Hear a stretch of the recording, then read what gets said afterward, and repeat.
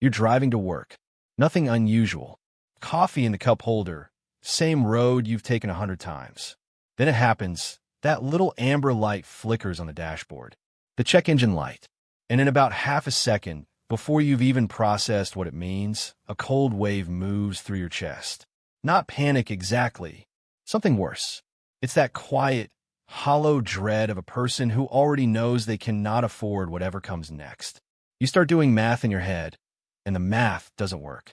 The mechanic will say anywhere from $200 to $1,000. The rent is due in 11 days. You have $140 in checking after the last automatic payment cleared. You sit at a red light with the engine light glowing, and you feel something in your body tighten in a way that doesn't fully release, not for days. Not even after you get the car looked at. Not even after you figure out a way to cover it. Somehow, the way you always somehow figure out a way to cover it. Because the problem was never really the car. The problem is that you have been living your entire adult financial life, one unexpected expense away from crisis.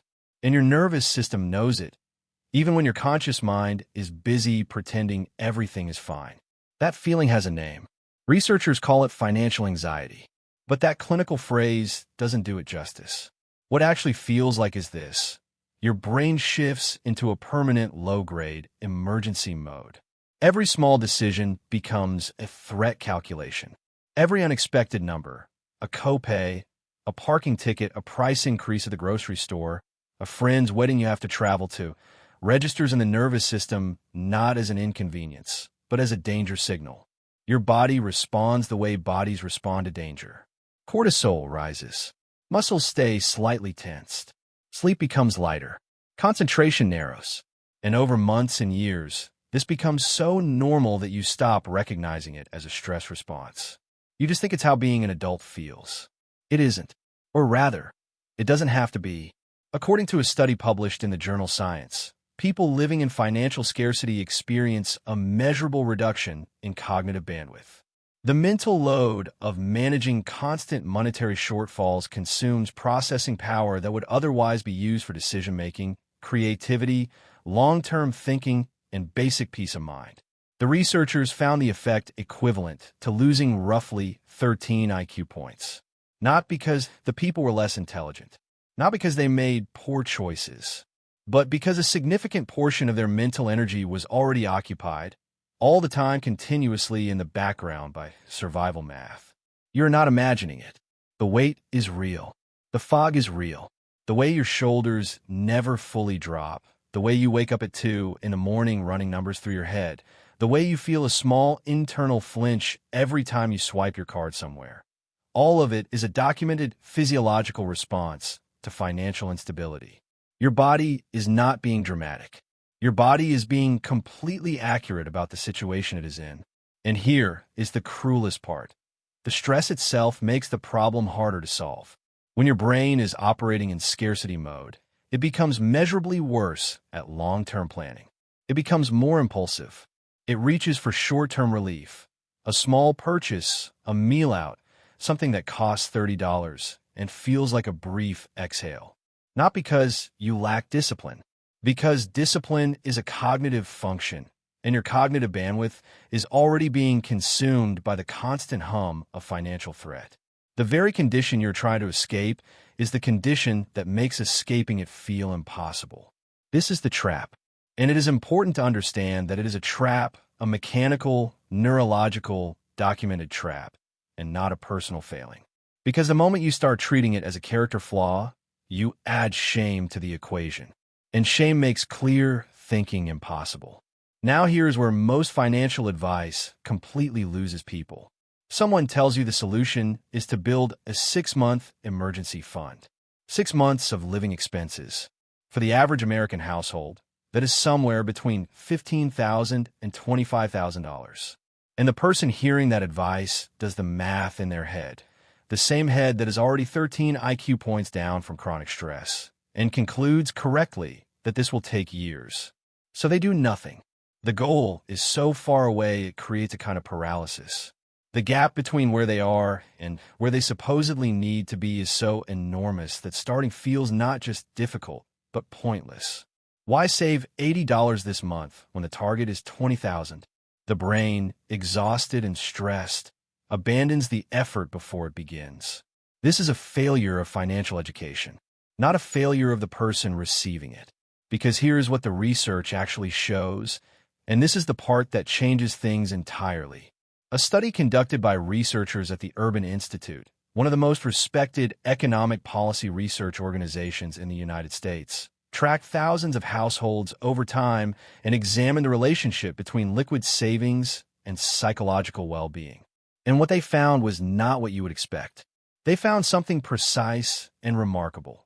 Households with as little as $2,000 in liquid savings reported a 21% higher level of overall well-being compared to households with no savings at all. 21%.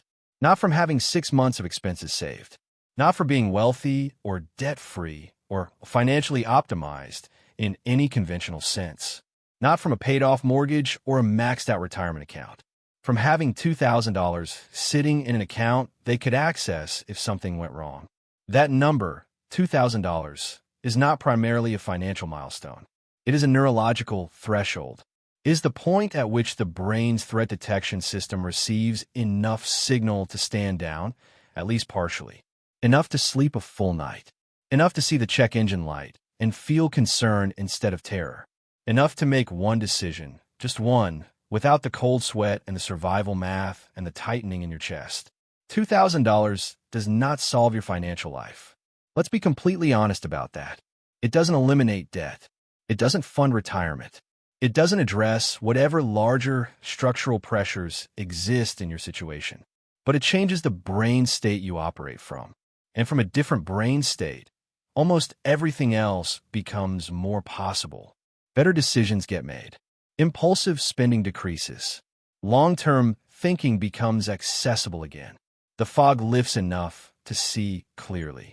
So let's talk about what it actually takes to get there. Because the math, when you strip it of the shame and the overwhelm and the accumulated weight of years spent telling yourself you are bad with money, is genuinely achievable. Not someday. Not after a raise or a tax return or some future version of your life where things are slightly more together. Now, for where you are, if you save $250 a month, roughly $8.30 a day, less than most people spend on coffee and lunch on a typical workday, you will have $2,000 in 8 months. If you save $333 a month, you will be there in 6 months. If you can find $500 a month somewhere in your current spending, you will reach this threshold in 4 months. 4 months from a moment that could permanently change how your nervous system operates on a daily basis. These are not heroic numbers. They do not require a second job or a brilliant side hustle or a period of punishing deprivation. They require one thing: treating this specific savings goal as fixed and non-negotiable before everything else moves. Not the second bill you pay each month. Not the third. The first. Before the streaming subscriptions. Before the dinner's out. Before the thing you buy online at 11 at night. Because your brain is exhausted from the week and you just want to feel something nice for a moment, which, by the way, is a completely human impulse and not something to be ashamed of. But it is worth naming. That behavior, the emotional spending, the small purchases that accumulate into $200, $300, sometimes $400 a month in transactions you can barely remember 2 weeks later, is not a character flaw. It is a symptom. It is precisely what the chronically stressed brain does when it cannot access genuine relief. It reaches for microdoses of comfort because it has concluded below the level of conscious thought that real safety is not available. The state created by not having savings is the same state that makes saving feel impossible to sustain. The trap reinforces itself. Understanding this is not an excuse. It is a navigation tool. You're not trying to become a more disciplined person in some abstract moral sense. You are trying to create one specific island of safety, $2,000, that will lower your stress hormones enough to make the next decision from a clearer, calmer, more functional place. You're not fixing your entire financial life in 6 months. You're repairing your operating system. Everything else is built on top of that repair. Think about the last 90 days of your spending. Not the fixed obligations, rent, utilities, insurance, loan payments. Those are what they are for now. Look at the variable spending. Food outside the home. Subscriptions, many of which you forgot you were paying. Convenience purchases. Impulse buys. Clothes you bought and haven't worn. Entertainment. Things that arrived at your door in boxes that briefly felt exciting and now just exist in your space. Most people who do this exercise honestly, without judgment, just with curiosity, find between $300 and $700 a month that left their account and improve their actual quality of life very little. Not all of that spending is wasteful. Some of it is genuine pleasure and connection and rest, and it should stay. But some of it, maybe $200 of it, maybe $300, was pure anesthesia. It was spending that happened in service of emotional regulation, not genuine enjoyment. And the painful irony is that this anesthetic spending is being directly funded by the same financial stress it is temporarily numbing. There is a moment, and people who have crossed the $2,000 threshold describe it with surprising consistency, when a number appears in their account and something shifts that they were not quite expecting. It is not euphoria. It doesn't feel like winning. It is quieter and more physical than that. It feels like unclenching a fist you didn't know you had been holding closed for years. Like becoming aware of a background noise, a low, constant hum from some machine running in the next room, and then hearing it stop. One woman described saving her first $2,000 after 11 years of full employment, never truly behind on anything, always managing, always fine from the outside. She said the first time she received a car repair estimate, $850, and felt calm. She sat at her car in the parking lot and cried. Not from sadness, from a sudden recognition that she had never felt that before. Not once in 11 years of adult life. She had been moving through every single day with her nervous system silently braced for impact, and she had normalized it so completely that she didn't know it was something other than just the texture of ordinary life. It is not the texture of ordinary life. It is the texture of life without a buffer. And it is more common than anyone admits because the shame around money keeps people from comparing notes with each other honestly. The financial industry will tell you that $2,000 is too small to matter, that you should be thinking about retirement accounts and investment portfolios and compounding returns and tax efficiency. And those things are not wrong. They are genuinely important. But they are wrong about the order.